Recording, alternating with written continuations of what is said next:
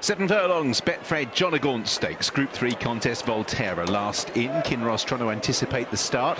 7 furlongs and they're sent on their way. Ali Anabi's rider not in any great hurry initially. 10 Bob Tony and Volterra. Quinault's rider looks across. Audience just settles in. So it's 10 Bob Tony, flashy chestnut, white face, Volterra. Quinault wider out with Mount Athos.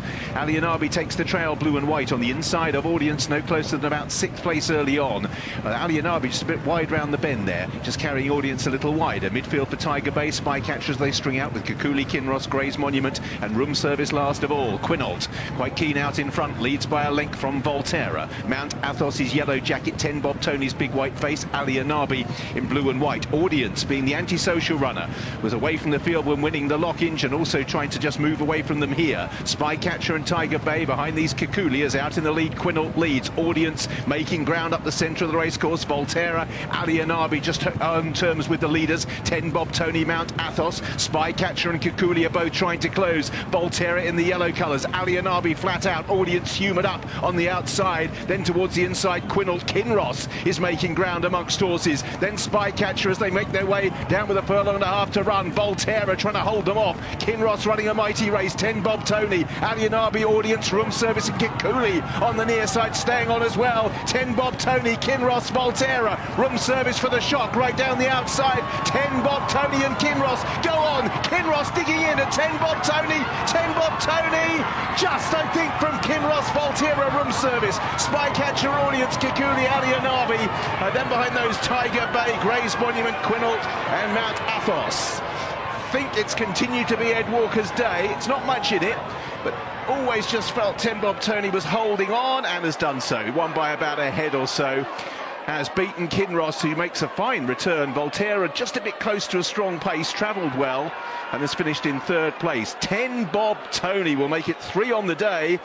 Well supported, possibly off the back of a few Ed Walker multiples or just people jumping on the bandwagon. If you backed Ed Walker horses today, you've made more than 10 Bob. They went hard early, didn't they? It set up for them. It did, but William Buick was clever. He jumped smart, and he was quite happy to then take a lead and sit off that pace a little bit. Keep your eye on Room Service, the horse in the yellow colours. He was the eye catcher in here. He looked like he was rolling around a little bit in the middle part of the race here up the straight. But he's finished the race off well. He's one for the notebook. But really, what a lovely horse this is. When you see him in the flesh, like, he is the most gorgeous horse. He wouldn't look out of place in a Western, being ridden by a cowboy. But he has a lot of ability. And judged on this, their season is only going to get better.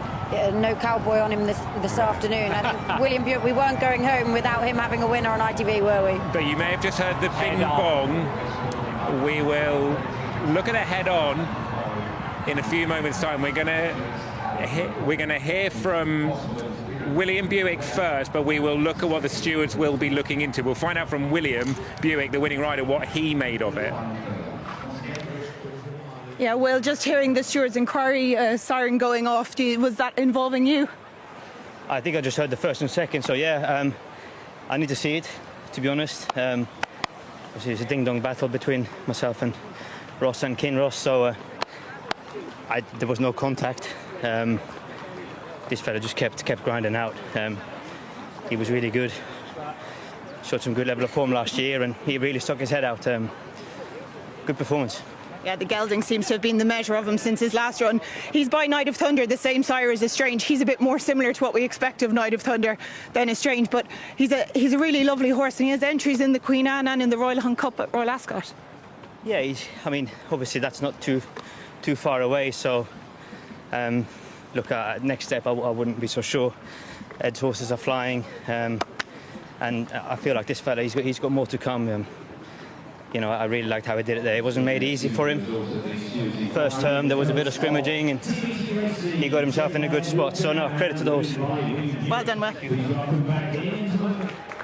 10 Bob Tony is first past the post. He says it was a ding-dong battle, no contact. Let's have a look at it. White face of 10 Bob Tony, white sleeves of Kinross. Talk us through it, Fitzy. Well, you can see, look here, it's Quinault, actually, who's pushing Kinross over a little bit. You can see William Buick is actually keeping pretty straight. So keep your eye on the orange sleeves of William Buick. And then left of him is the horse Kinross. Like I had a quick word with Ross as he walked past, and I said, is there anything in the Stewards? And I think he was surprised. I didn't get the impression that he was thinking he was going to get it. You can see that he rolls across in there, though, and puts him off his stride a little bit. Hasn't had to stop riding. And what the questions they ask is, was there interference? Well, the answer is yes. Has it affected the result? You say it put him off his stride a bit. Did it? Doesn't look like it did all that much. I think the initial pressure, as you say, actually came from Volterra and Quinault coming across onto Kinross. Later on, as they progress through the race, it's just intimidation a little bit from both horses who are having a ding-dong battle to the line. William Buick very quick and reacts straight away. You can see that elbow coming out to straighten up Ten Bob Tony. As soon as he felt his horse drift, neither jockeys have had to stop riding. This should not be reversed. 1-4 to keep it, Ten Bob Tony. Obviously 4-1 to be placings reversed. I'd be surprised if they reversed. Yeah, I would, but at the same time, you have to judge each incident on its merits, and they'll say, well, actually there was contact near the line when both horses are getting a little bit tired. I wouldn't be concerned about this incident because the pressure's coming from outside. It's not being caused by the eventual winner, and you have to ask yourself, without the interference, would Kinross have beaten Ten Bob Tony? You can't be sure. But closer to the line, we watch it again, did they actually touch, or was it just a bit of intimidation? Because I'm not sure if they did touch. You'll see Williams' horse goes over now. Williams' elbow comes out now, he straightens up. They haven't actually touched, they've gone close. So they've gone back onto their own separate lines again. Kinross slightly comes off his initial line. Ten Bob Tony comes back in again. As they come near the line now. I don't think at any stage they touch, they're very close. They don't actually touch. I can't see they that can't being be turned reversed. over. It's an interesting one, though, isn't it? It is, yeah. You have to judge it on its merits, and yes, there is interference. When, like I say, the questions they will ask are those. Was there interference? Yes. Who caused it? Well, they'll say it was the eventual winner. Without the interference, would Kinross have beaten him?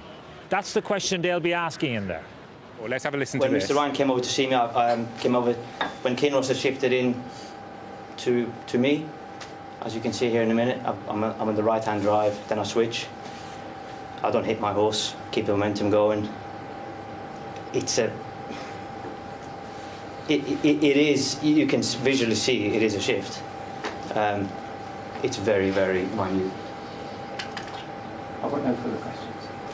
No any questions. Before we ask you to, before we consider the evidence that we have seen and we've heard and take our decision, is there anything else that either of you would like to add before you leave the room?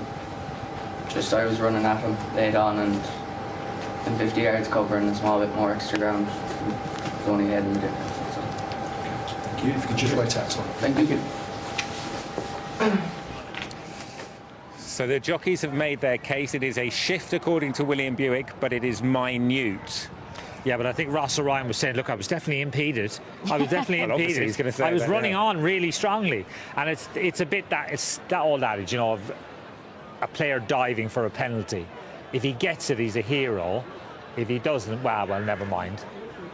The more I watch it, and from hearing the sort of tail end of that, my view that this was a cut and dry case that Ten Bob Tony would keep the race is not quite as solid. I wouldn't be shocked if the stewards, on the back of the evidence I've just heard, decided to overturn that. I still would side on him keeping the race, but I think it's a slightly harder case to judge than I first thought. Okay, what price then? What price would you say is to keep it now?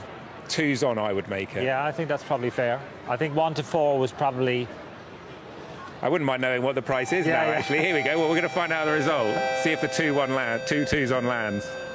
Here is the result of the Stewards' inquiry. The placings remain unaltered. The placings remain unaltered. 2's on was value. Should have laid 4's on.